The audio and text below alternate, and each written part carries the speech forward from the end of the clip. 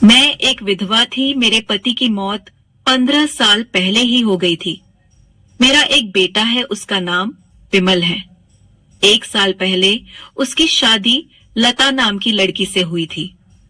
रात भर विमल के साथ कमरे में रहकर मेरी बहू लता जब बाहर निकलती, तब वह मुझको ऐसी निगाह से देखती थी जैसे मैं एक तरसती हुई औरत हूं।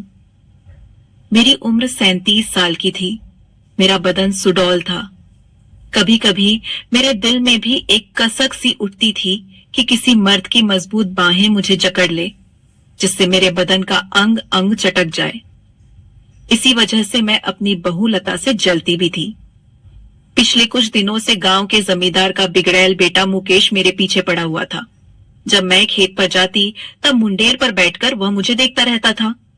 मुझको यह अच्छा लगता था और मैं जानबूझकर अपने कपड़े इस तरह ढीले छोड़ देती थी जिससे मेरे उभार दिखने लगते थे। लेकिन गांव और समाज की लाज के चलते मैं उसे अनदेखा करती थी। मुकेश को दीवाना करने के लिए इतना ही काफी था। मैं जानती थी मुकेश मेरे जिस्म से खेलना चाहता है। मन मेरा भी होता था, लेकिन समाज के डर से मैं अपनी इच्छा दबाकर रख देती। एक दिन शाम का समय था। हल्की बारिश शुरू हो गई थी। मैं सोच रही थी कि जमींदार के खेत की बई पूरी करके ही मैं घर जाऊं। मुझे मुकेश का इंतजार तो था ही। मुकेश भी ऐसे ही मौके के इंतजार में था। उसने पीछे से आकर मुझको जकड़ लिया। मैं कस मसाई और मैंने चिल्लाने की भी कोशिश की, लेकिन फिर मेरा बदन जो लंबे समय से इस जकड़न का इंतजार कर रहा था, वो निढाल हो गया। मुकेश के छुआन से मैं मदहोश होने लगी। वह मुझको अपनी बाहों में भरकर मेरे पूरे बदन को चूमने लगा और मेरे जिस्म से खेलने लगा। फिर जब वह शांत होकर मुझसे अलग हुआ, तब मुझको लोक लाज की चिंता हुई। मैंने जैसे तैसे अपने को समेटा और जोर जोर से रोते हुए सरपंच के घर पहुंच गई और आप बीती सुनाने लगी। लेकिन मुकेश की दबंगई के आगे कोई मुंह नहीं खोल रहा था। इधर जब बात मेरे घर तक पहुंची तो मेरा बेटा विमल और बहू लता भी सरपंच के यहाँ पहुंच गए। मैं रो रही थी, लेकिन लता से आंखें मिलाते ही एक कुटिल मुस्कान मेरे चेहरे पर फैल गई। गांव में चौपाल बैठ गई थी। सरपंच और 3 पंच इकट्ठा हो गए थे।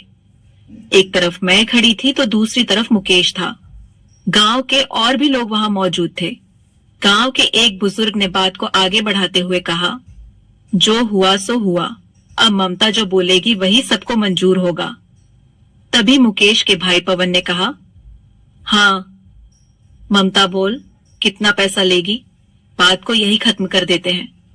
पैसे की बात सुनते ही बहू लता खुश हो गई कि सास 1-2 लाख रुपए मांग ले तो घर की गरीबी दूर हो जाए। लेकिन मैं बिना कुछ बोले रोते ही जा रही थी।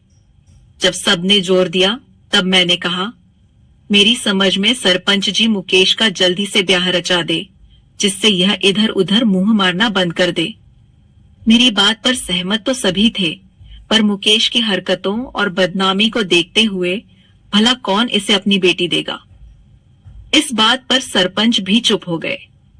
मुकेश अब 40 साल के आसपास हो चला था, इसलिए चाहता था कि घरवाली मिल जाए तो जिंदगी सुकून से कट जाए।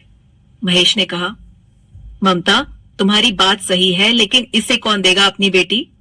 कांटा फंसता जा रहा था और चौपाल किसी नतीजे पर नहीं पहुंच रही थी। इसका सीधा मतलब होता कि मुकेश को या तो गांव से निकाले जाने की सजा होती या उसके खिलाफ पुलिस में रिपोर्ट दर्ज होती।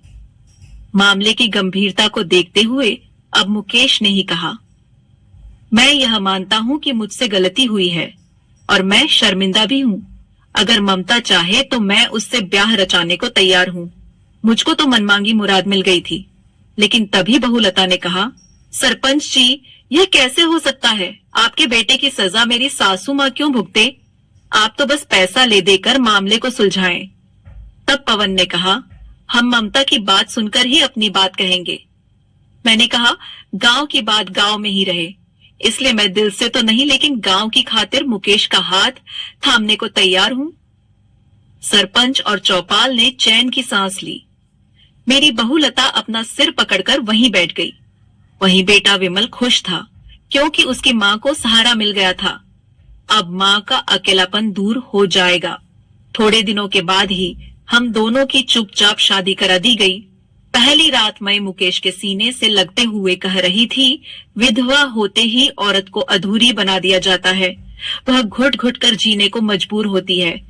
अरे अरमान तो उसके भी होते हैं। और फिर मेरी बहू लता, उसकी निगाहों ने हमेशा मेरी बेइज्जती की है। उसके लिए मेरी जलन ने ही हम दोनों को एक करने का काम किया है। खुशी में सराबोर मुकेश की मजबूत होती पकड़ मुझको जीने का संबल दे रही थी और हम दोनों एक दूसरे से लिपट गए।